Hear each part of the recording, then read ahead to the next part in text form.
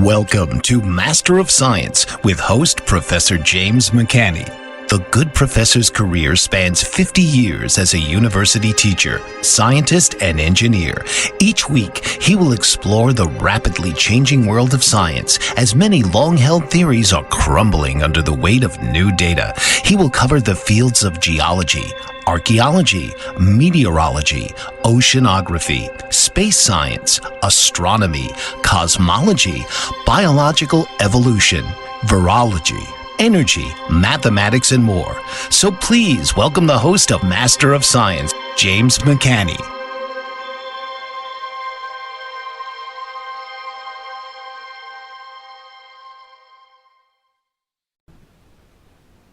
Good evening, everybody. Tonight, I'm going to talk about the physics of archery. This is one of my favorite topics. I grew up with archery as a kid. I made my own first bow out of a piece of hickory, and I'll talk about my personal development in the world of archery.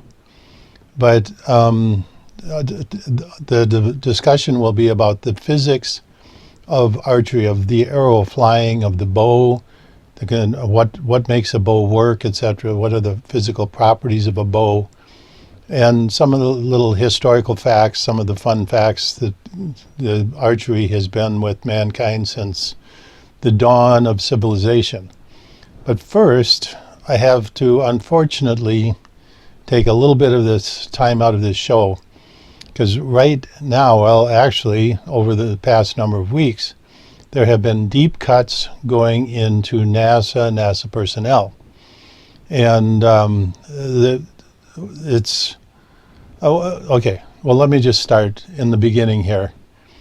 Let's go back to the beginning of NASA, where it started. And of course, post-World War II, the space program got its start by bringing the German rocket scientists headed by Wernher von Braun. And, you see the group, the Operation Paperclip, which is bringing these agents into the U.S., but there were thousands of them, not just a few. And you see a picture, and there might be 75 people that you see in a picture there with Wernher von Braun in front. But no, it was thousands and thousands and thousands of agents, and they basically were brought into the United States to operate all kinds of things, and including the intel agencies, which is because the Germans had very good intelligence in terms of finding out what the other side is doing. But back to the beginning of NASA. So the whole idea of NASA was it was supposed to be a civilian space program.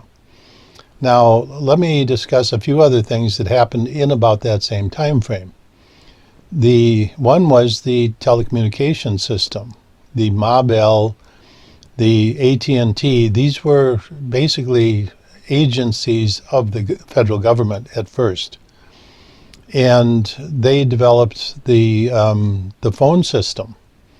There, where you have the old hand phone. When I was a kid, you had this big, heavy-duty plastic phone with a dial on it, and you'd pick up, and then they got one that would hang on the wall. But the early days of telephony, of course, go back into the early days of the 1900s. But when it modernized is what I'm talking about. This is post-World War II, and there's a lot of technical developments that occurred in World War II as a part of the war effort. There was, aviation and rocketry, of course, which I'm going to talk about here.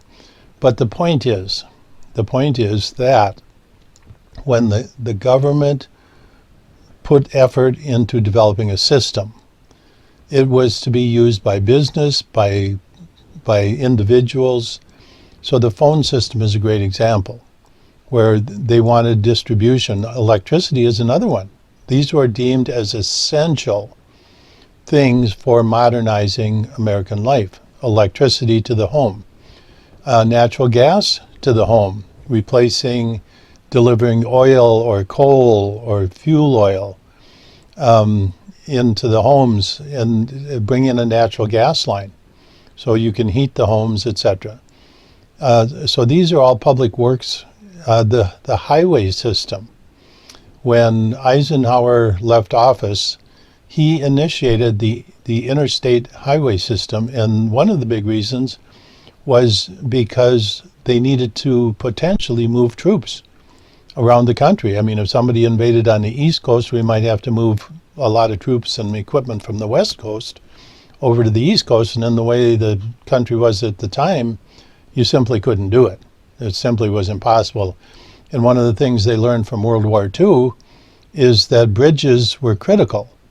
So if you notice the interstate highway system, if you have a bridge, there are ramps that go around it. And so that if somebody blew up the bridge is the point. If somebody blew up the bridge, you could get your military equipment around it on the ground.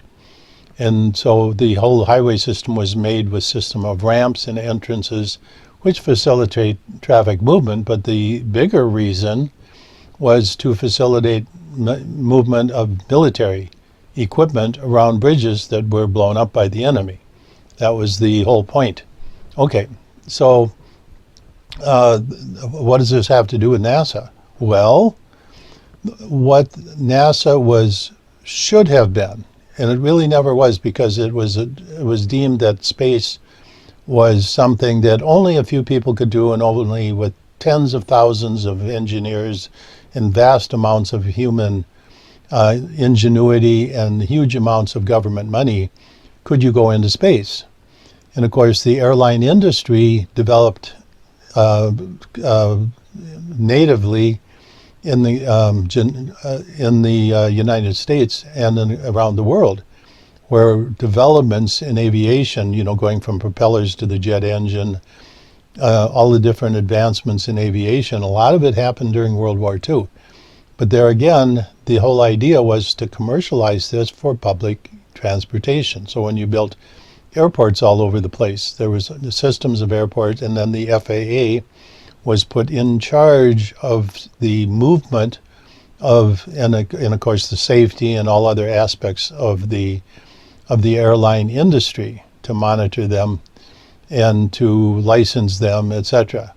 Okay, but getting back to NASA, NASA went on this path of having specialized scientists that would study outer space, and that would seem to make sense. And then the production of equipment. So this was all scheduled. It was all monitored. It was all organized. It was all overseen by Central Command at NASA. And so then, of course, the famous John F. Kennedy promised to go to the moon by the end of the 1960s.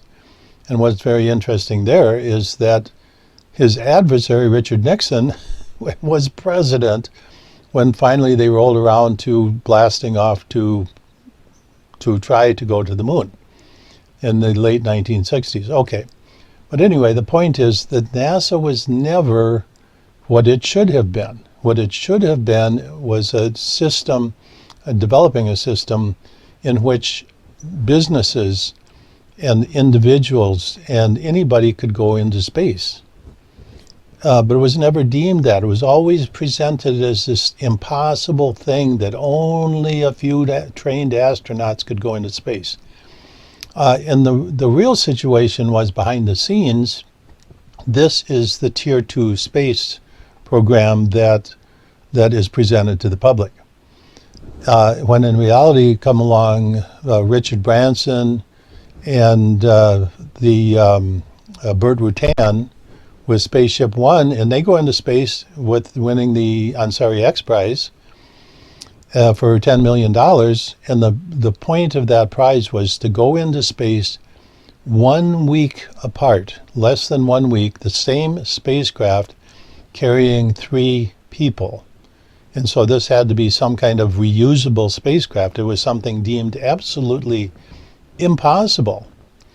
And Burt Rutan comes out of his warehouse in the Mojave Desert, designs and builds this glider, little aircraft, and then completes it. And it was considered dangerous, so instead of having 3 people and risk 3 lives, they allowed 1 pilot and 2 bags of sand to take the place of the other 2 passengers, just because it was deemed impossible. But when they did that, you had the Air Force out there, you had all of the brass out there, and immediately, before they even got off the ground, the FAA comes in and puts all levels of red tape on top of them.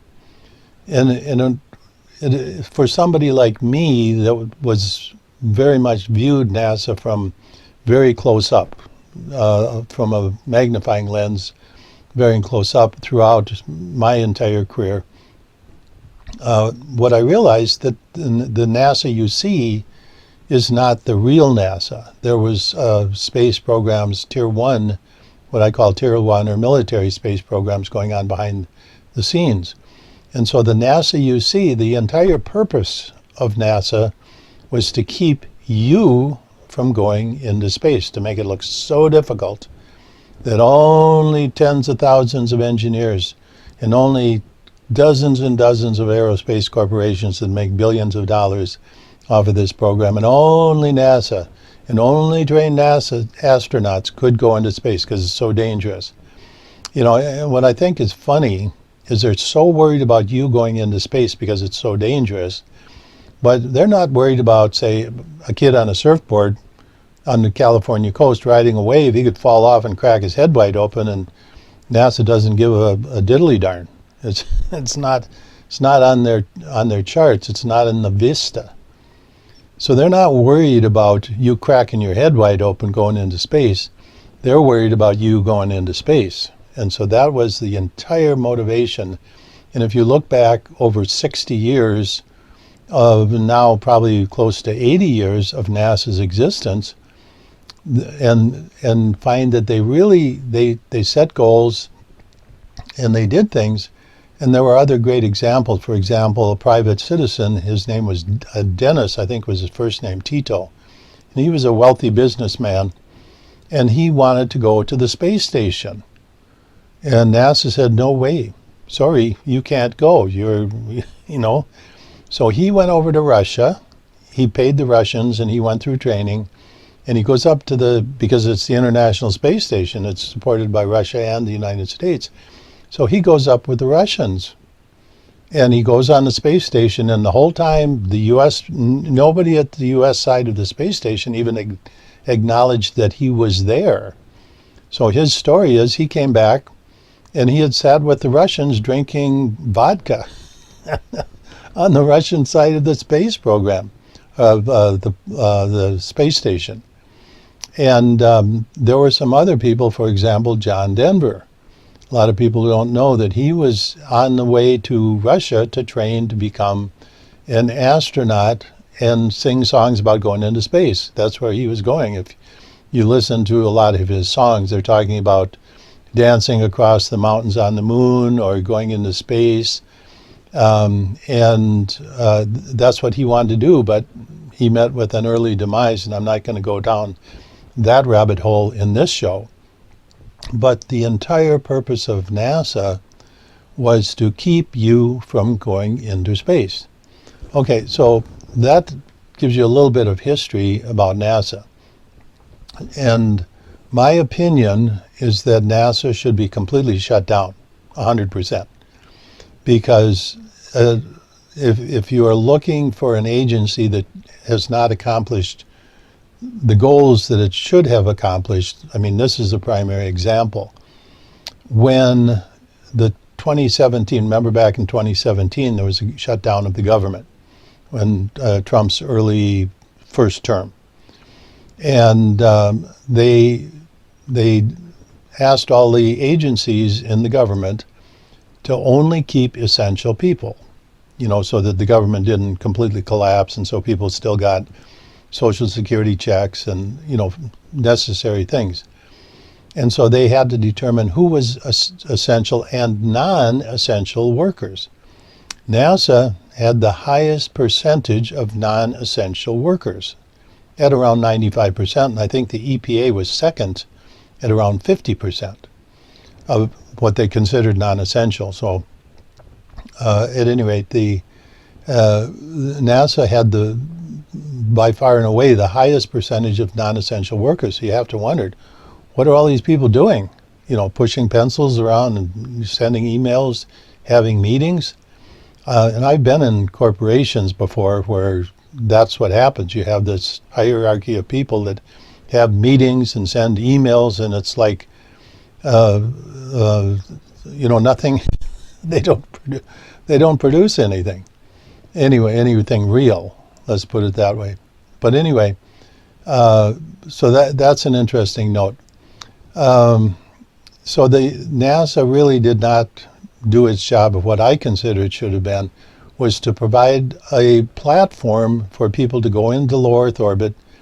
And it's very interesting, too, that when they claim they went to the moon in the 1960s and 70s, after that they dismantled the entire space program, dismantled all of the internals, destroyed all of and lost, they say, all of the footage, all of the design parameters, all of the design work for those big rockets, the Saturn series of rockets, the Saturn 1 to the Saturn 5, the Saturn 5 being the moon launch rocket. They destroyed all the paperwork, all the designs, everything was destroyed. There's not a shred of information left about that.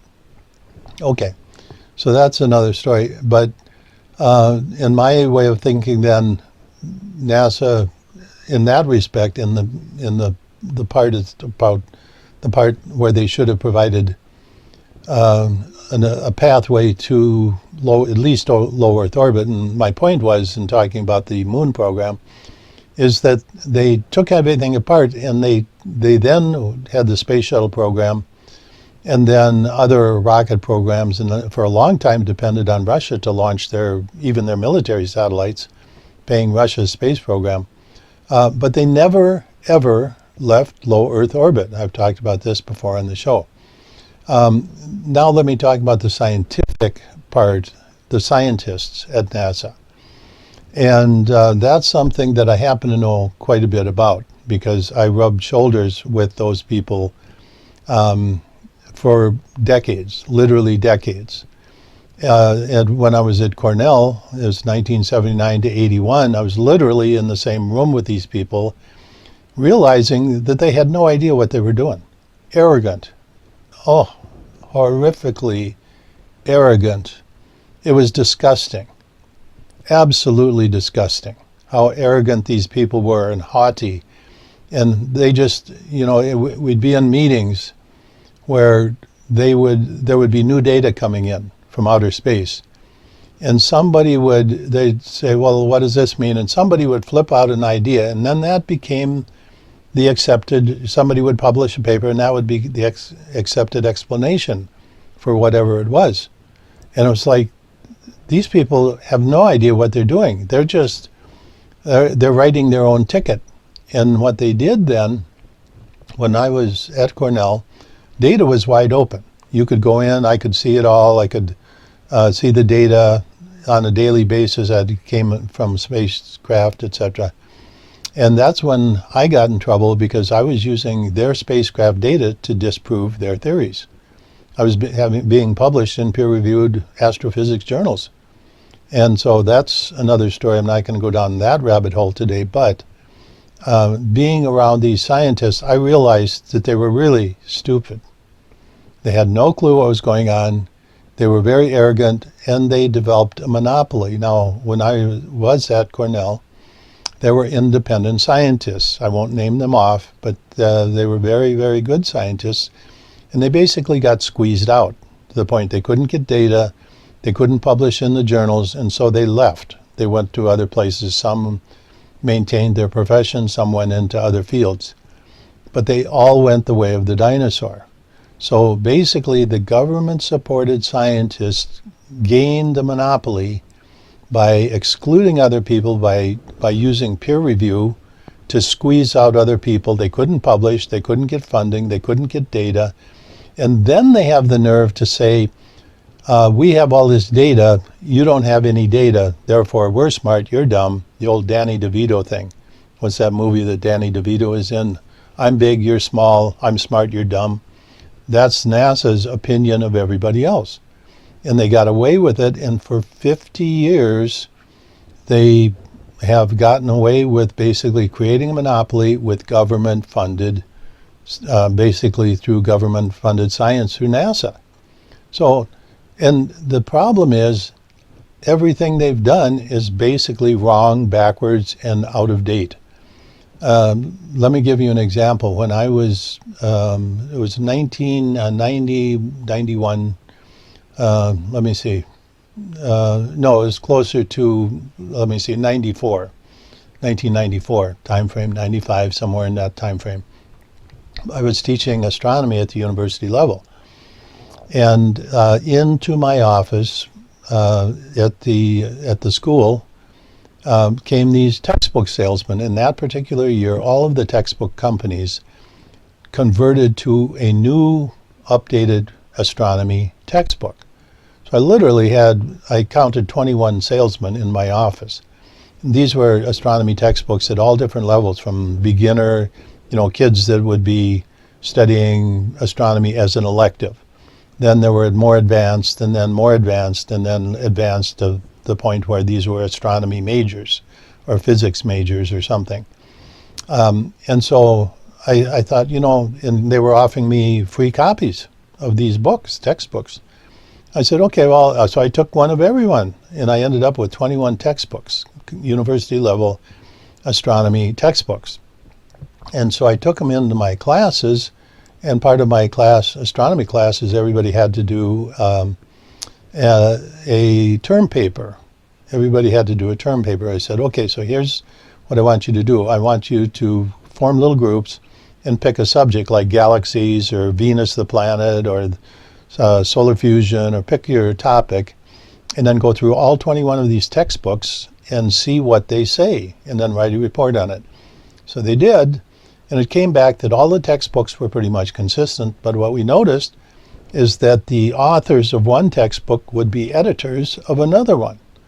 And so it was like this little clubhouse where these scientists, mainly at NASA or universities related that got funding from NASA or through National Science Foundation or federal money, were basically corroborating their stories so that these textbooks all said the same things. But they had a lot of really incorrect information in these, but because of the corroboration, it made it look like this was really good information that they were teaching to students. Okay, so at any rate, I did a video professionally. The school was handing out money for professors instructors to do videos, and so I did a video, and it was called the Astronomy for the 90s. It was professionally produced, and those are back in the days when they shot it on film, actual film camera, and then edited, cutting the film and putting it together. And so that actually is available on my webpage. But the point of this discussion is that the textbooks today say the same thing as they did 50 years ago. Okay, I want to cut this short, but there's a couple other points I want to make. One is that NASA has financially about 95% overhead, which leaves about 5% of the money that goes for actual work to be done. What this does, it leaves a vacuum, and that causes a number of problems, because you have to get these scientists out of there, because they're just going to do the same thing over and over and over again until they finally retire and go golf in the desert out in Arizona. So you got to get rid of them, but we have all of this equipment that was built, and this is the positive side of NASA. Is you have all of these amazing engineers who build this. The unsung heroes at NASA are the people that build these amazing spacecraft, and they're, the amazing things that they do. And who gets the credit for it? The space scientists. Also, I want to point out that in 1991, NASA was taken over by basically intelligence agencies, the CIA. And there was a very big reason for that. I've talked about that before. I want to mention the good example of complete failure is the Boeing Starliner. This capsule that went up to the space station, and it was working so poorly that they just jettisoned it, and had to, those two astronauts, they weren't even astronauts, they were inspectors that were supposed to be there 1 week and come back, were there for 9 months with no ability to go get them. But at any rate, the biggest issue here is that the lack of public confidence in NASA and in science in general that comes out of the government, whether it's in pharmaceuticals, whether it's in a plethora of different regions, whether it's the Environmental Pollution Agency, that's what I call the EPA, but especially NASA. This leaves the lack of trust, this vacuum of trust that the public has opened the barn doors wide open for every nutcase and crack and wannabe and on the planet, people with no scientific ability at all, no scientific knowledge, never have taken physics courses or never, that just opens the door for these people to jump on the YouTube channels and say anything and everything. And that's why you find the media, the social media channels filled with complete garbage. And how do you sort out the truth? People over the years and decades have become reliant on what I do. If you look at my history going back with talk radio, with being guests on radio shows, when people wanted real answers, they would come to me, including other countries. I've been on Japanese primetime TV, I've been on Russian primetime TV, and I've been on History Channel specials. But when people want real answers with real information, they tend to come to me. And they don't, when Russia wanted somebody to explain details about astrophysics in Russia, they came to me, not to NASA. Same way in Japan. They came to me. They flew to the United States to interview me. In fact, you can see that entire interview on a CD that's or DVD that's on my webpage. Okay, but at any rate, my point is that the lack, this vacuum of trust in government-supported science has opened the door for every quack wannabe and charlatan to fill the social media pages with complete disinformation. And this is what's going out to kids. Then you have pages that supposedly are something like, say, Wikipedia, which is supposedly an authoritative page, but it's completely filled with garbage, especially when it comes to science.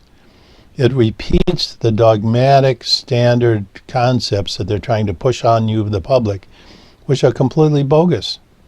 So anyway, it has left the Western world, which is supposedly the most advanced culture ever known to man. Not really. The United States is 40th in science and mathematics in the world. Imagine that. And the reason, one of the big reasons, is we have this vacuum at the top of the food chain in education. Okay, so I'm going to cut off there.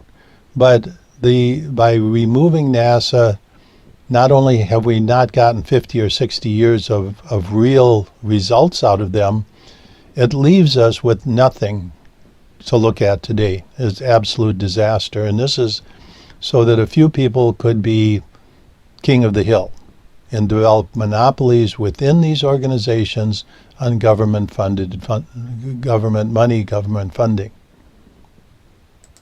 Okay, sorry, I really don't like wasting time on this show talking about those kind of things, but it's actually necessary. It's something that, anyway, I'm now moving on to the topic I really want to talk about, and that is the physics of archery.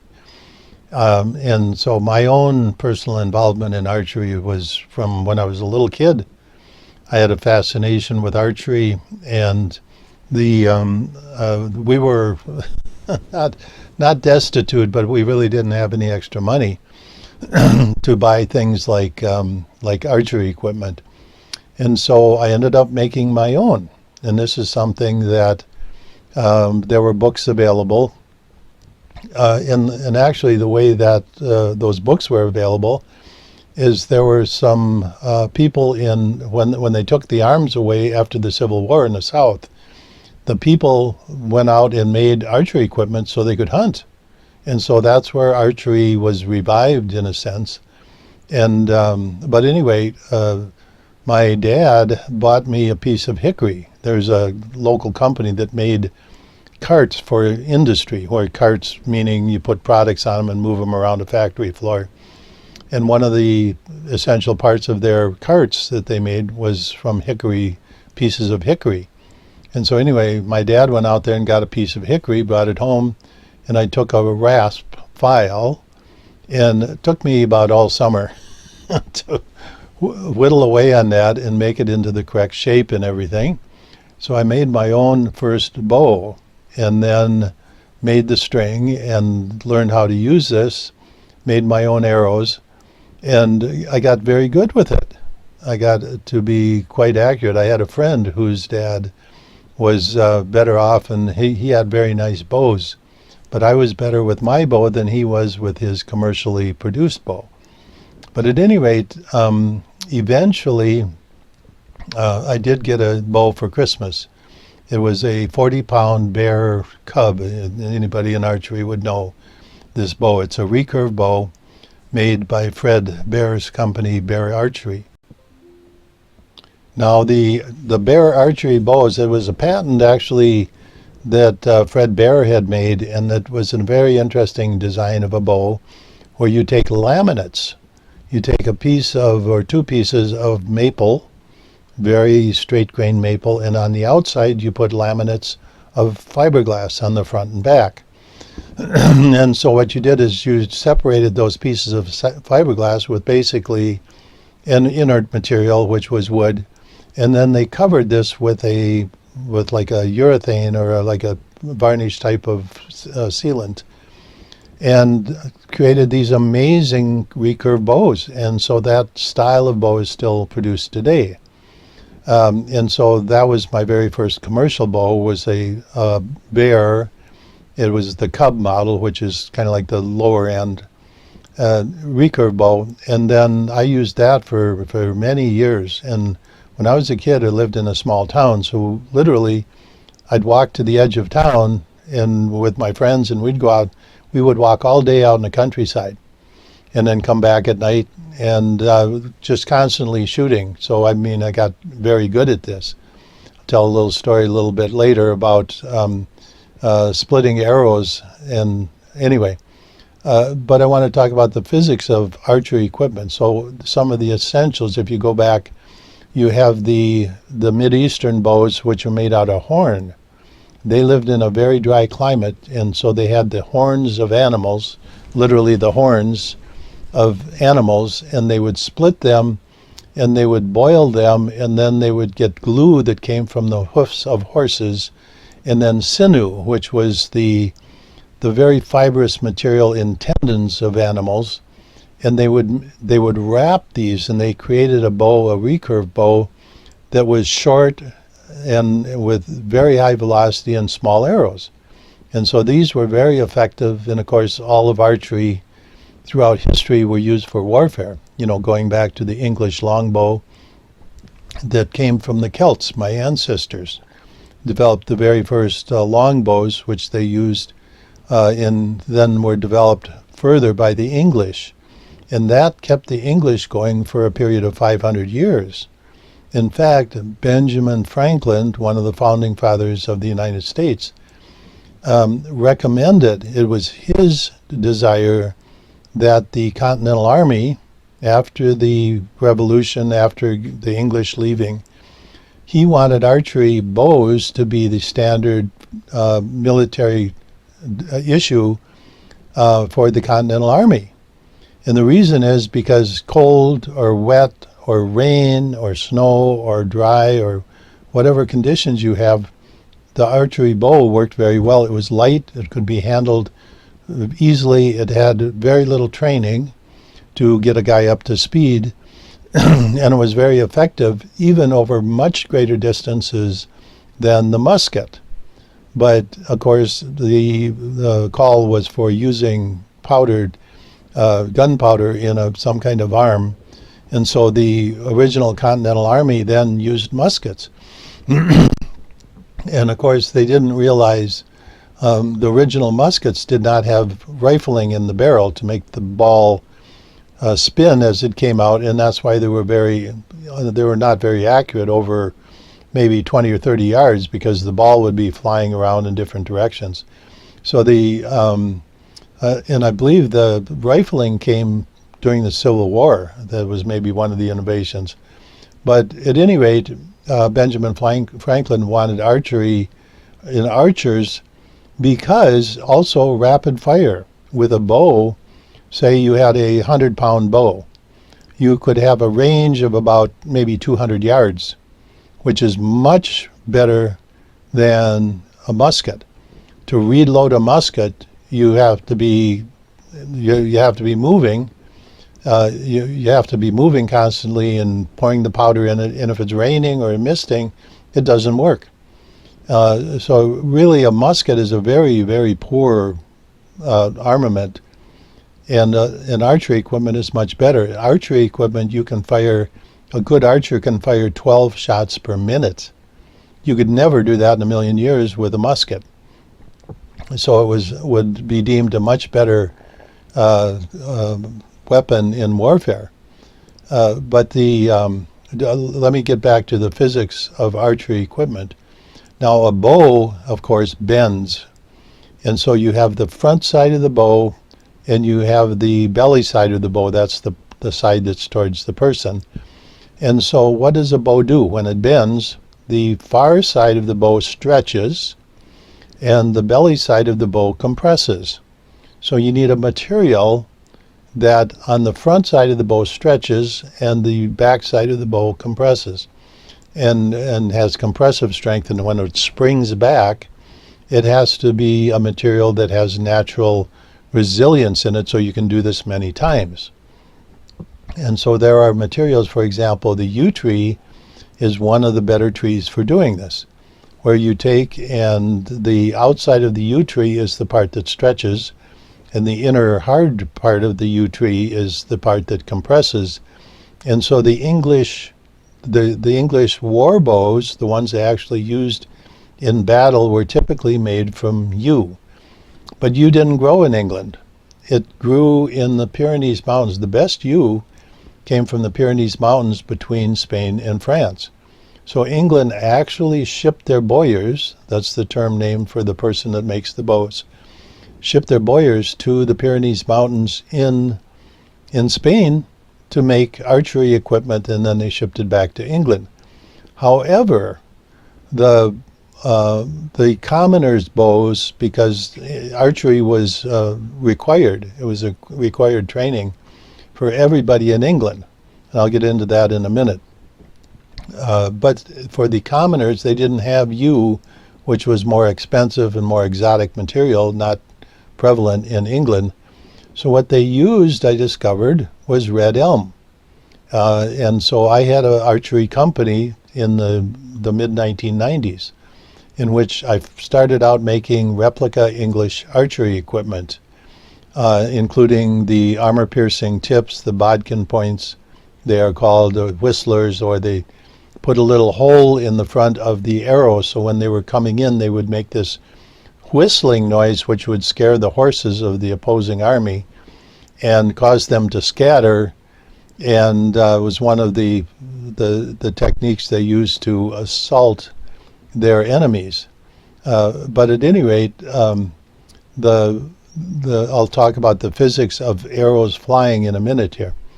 But the point is that the red elm, there's certain varieties of red elm that are used for construction. They make bridges out of them, supports, and the reason is because it flexes and it returns. It has a good memory.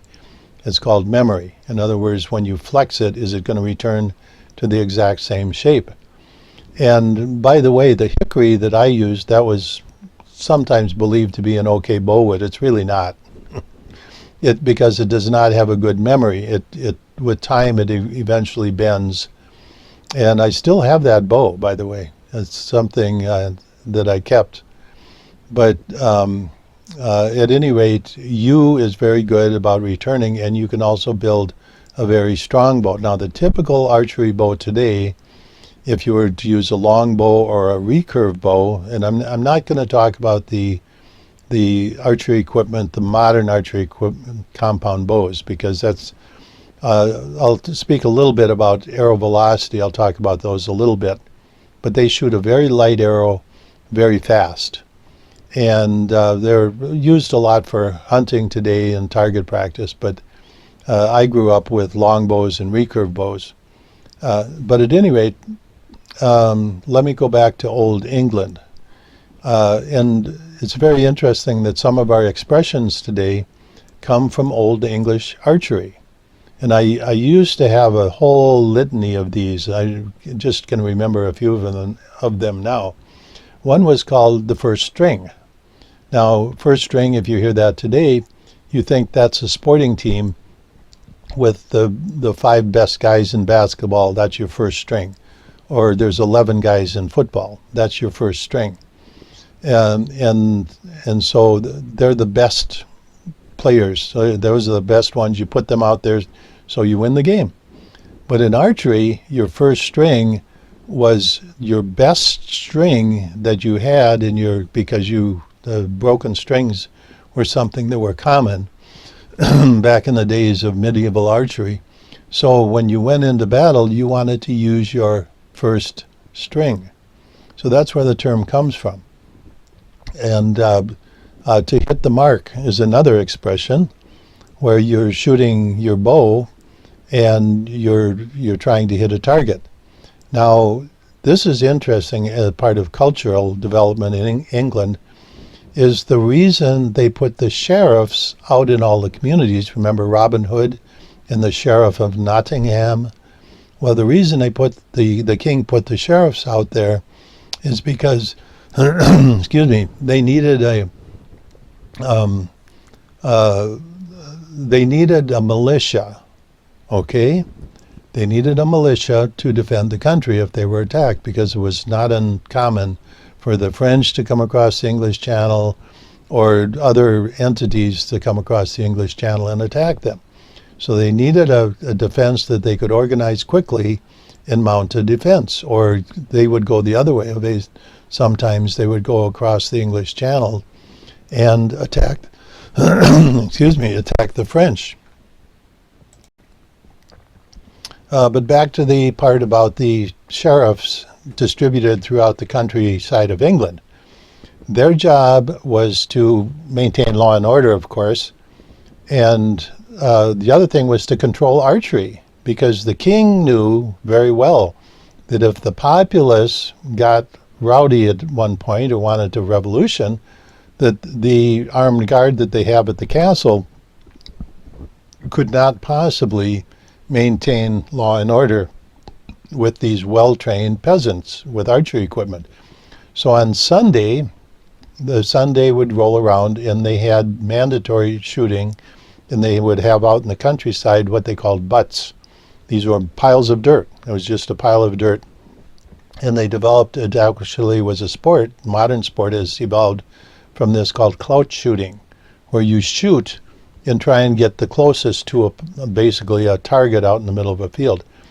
And so these commoners would go out there, and the wives would bring out the food, and they'd have a big picnic, and the sheriff would bring out all the archery equipment, and they would have practice.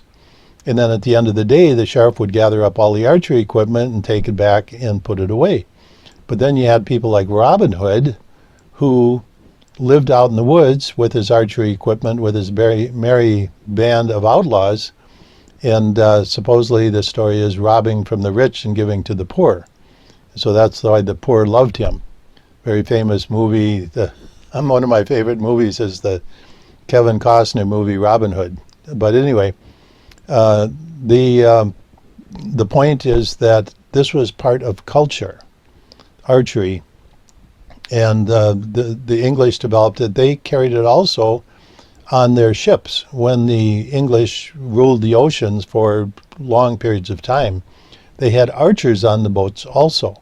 And what they would do is they'd get up in the rigging, and when they came close to another boat to board the other boat, the archers would be up there clearing the deck of the other ship, so there wasn't anybody there to oppose the troops of the English when they left their ship and mounted the other ship.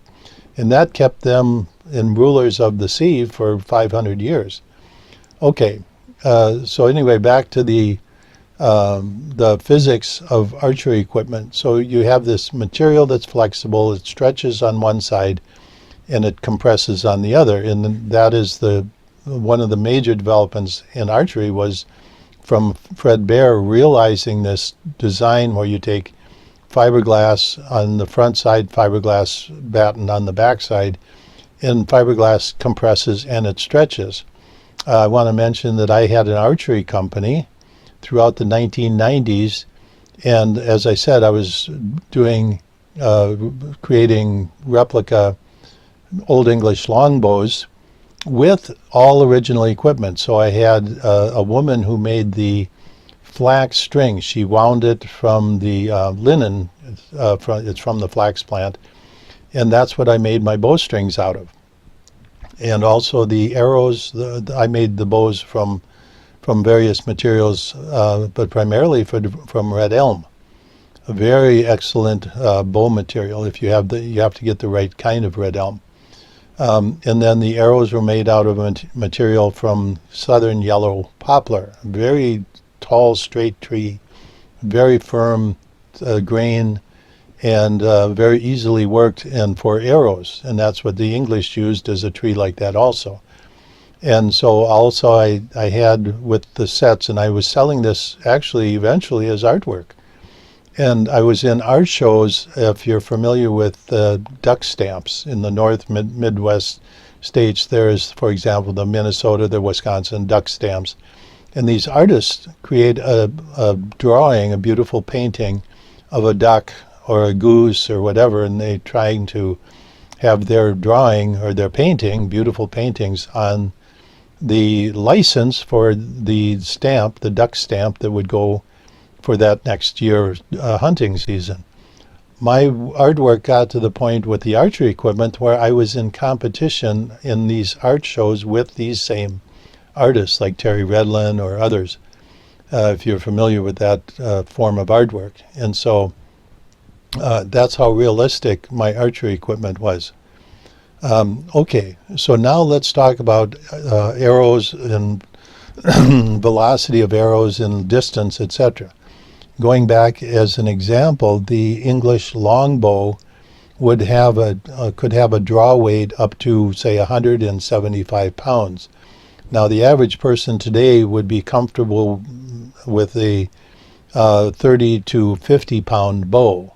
Once you get over that, it gets a little bit difficult, and that's why the popularity of the compound bows, with the pulleys and the strings, and where you pull it back and it gets easier to pull when you bring it back, and then you can hold it longer, etc., and they have sights on them, etc. But okay, let's look at arrow speed. A typical arrow velocity from a longbow, this would be from, say, a 175 pound bow. And by the way, the archers, because they started out when they were young shooting these bows and heavier bows, their bodies became contorted because of the tremendous strain these bows would put on their body. And so when they look at remains of people, they can say, well, this person was an archer because of the way their bodies were distorted because of shooting the bows. But in terms of velocity, the velocities were fairly low by modern standards, maybe 100, I'll just use a number, 180 feet per second. And by modern standards, a modern archery bow of the compound bows with the pulleys, etc., would be maybe 400 feet per second, literally more than double that. But they shoot a very light arrow. And they have a lot of wind resistance, so they don't necessarily go that far. The situation with the longbow was that they shot an extremely heavy arrow and it was low velocity. So wind resistance goes as the velocity squared. So the slower the arrow, the less wind velocity, the less resistance there is for this arrow moving through the air. And so a 175-pound bow with a 28-inch arrow released at a 45-degree angle, that's the optimal angle for a projectile under the force of gravity for the maximum distance. At 180, check it out if you want, our calculators online, 180 feet per second, shot at a 45-degree angle, and with very little wind resistance because it's heavy and slow, would be it would go about 1,000 feet or about 300 yards. That's a long distance. And so what they would do is there was a famous battle at Agincourt in northern France where the English came across and they actually defeated the French in a single battle, but with 500 archers against 10,000 French knights. And they did this because the archers could shoot 12 rounds a minute. You have 500 archers, so let's say 10 rounds a minute. So that's 5,000 rounds in a minute coming in. And what happens as the arrow goes up, of course, it loses velocity, and the energy is stored in what we call potential energy. But as it falls down, it regains that velocity, so it's almost like shooting at point-blank range. And on the tip of these, they were called bodkin points. It's just a long pin, basically, of hard steel, and with the very small cross-section, actually like not perfectly pointed, but a little flat point on the end, and the amount of pressure and momentum coming in with that heavy arrow was enough to penetrate armor. Okay, so the point is the physics of an arrow flying, a heavy arrow, at 180 feet per second, shot at a 45-degree angle, could go about 300 yards, about 1,000 feet. And if you could rain down these arrows on the opposing enemy, 500 arrows coming in every like I say, 10 rounds per minute, that's every 6 seconds they were shooting. And so that's 5,000 arrows in 1 minute, and they could keep this up for 15 or 20 minutes. And this just pounding of arrows coming in on the opposing force was something they just couldn't manage. And so the archery equipment was incredibly effective. The modern recurve bows don't have quite the power, but say you take a 50-pound bow, a recurve bow, and now the recurve is very interesting, and I want to talk about the physics of a recurve bow. These were developed mainly, the English never developed the recurve bow, but in the Mideastern societies, in the Eastern societies, they developed a recurve bow, and the principle there is that as the tension in the string increases and the string is shortened, as the recurves roll up, the string becomes shorter, and so the frequency of the string, the natural resonant frequency of the string, the frequency becomes much higher. In other words, it's moving with a higher velocity. So as the string is stretched, as the recurve, you pull it back, and as the string wraps around the recurve tips, the frequency becomes higher and the velocity becomes higher. So it works more efficiently, given basically the same set of materials as a long bow. You get additional velocity out of a recurve bow. Okay, I'm going to take a few seconds to talk about the different ways you can support this show. I don't take donations, I don't take government money, I don't have government contracts, I don't have people handing me money under the table to support their agendas.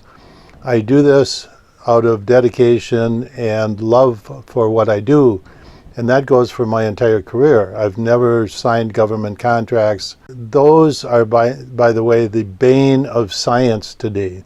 Government-supported science has destroyed the scientific industry, and unfortunately it is an industry. So anyway, here are the ways you can support this show. Here's the main webpage, jmcannyscience.com, the short URL, jmccsci.com. And you'll see at the top energy, water, food. So those are products, physical products that you can buy. The water filter, I'll go into all of these. The second one is education. I have my books, CDs, DVDs, educational material. And the third one is this radio show, which will also include a link to my Patreon channel where you can get the weekly shows directly sent to you and any other updates.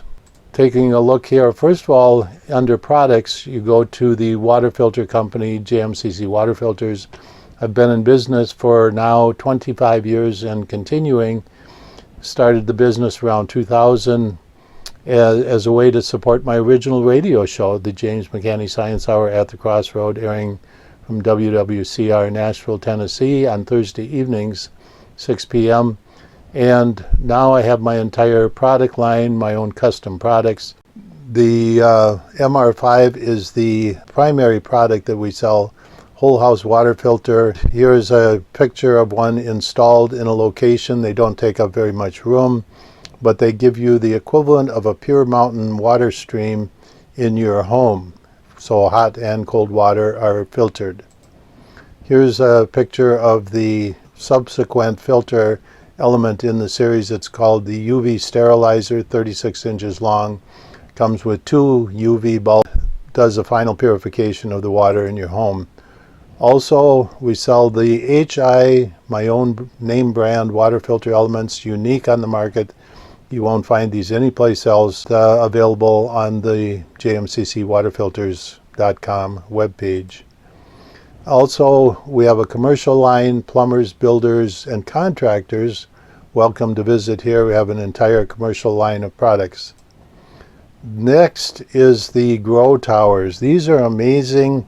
You can grow organic, non-GMO food in your house. These are photos of commercial systems here, but you can buy 1 or 2 towers for your home, for your backyard, for your greenhouse, and produce all the vegetables and fruits that you can eat, plus a lot more. Okay, next, the jmccannyscience.com homepage, educational materials, and I've got 14 books, a number of DVDs, a number of CDs, and some other physical products, the Recalendar Sunstar Clock, and posters. And you can see you can buy these as packages, as individual books, ebooks, and then CD packages and physical products. Here are the original books, and these were printed, some of them between the year 2000 and about the year 2010. But when I write these books, they're written for all time. People will be reading these in 100 years. The original book, released in around 1999, Planet X Comets and Earth Changes, contains my original material from the time I was at Cornell University, including peer-reviewed journal articles that were published in peer-reviewed astrophysics journals in 1979 to 81 time frame. And so a very important book, Planet X Comets and Earth Changes. And by the way, these are only available on my webpage. Then the Surviving Planet X Passage, Atlantis to Tesla, The Colburn Connection, one of the biggest selling books that I've had. By the way, most of these would be on the New York Times bestseller list.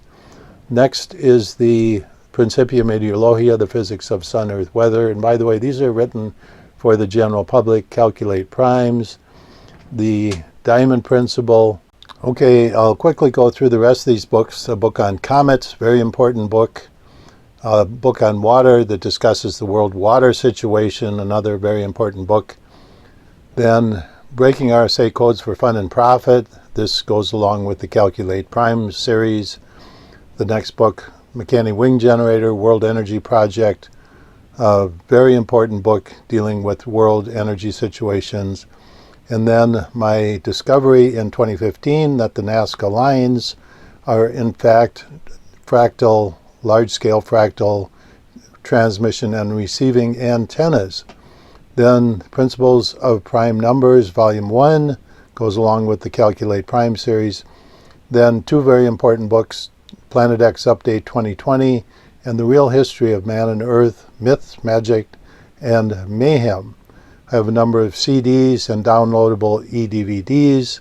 And then the Recalendar Sun Star Clock, a great tool for education and for basically understanding the workings of the solar system and the sun and the moon, etc., and the ability to develop a calendar and clock. And then the 3-poster set. Here's my Patreon channel, patreon.com/JMCCSCI, where you can support this show and receive the weekly shows updated directly to you. And once again, the webpage, jmcannyscience.com, the short URL, jmccsci.com.